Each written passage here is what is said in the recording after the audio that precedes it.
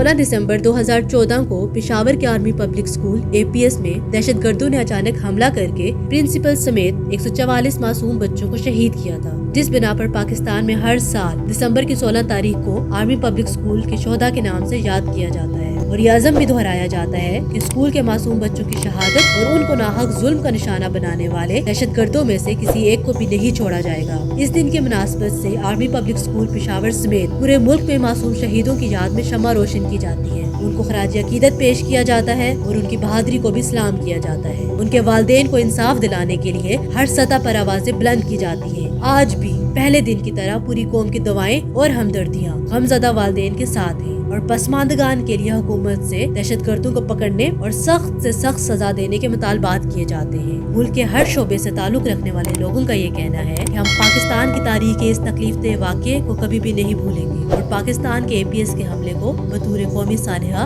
हमेशा याद रखेंगे।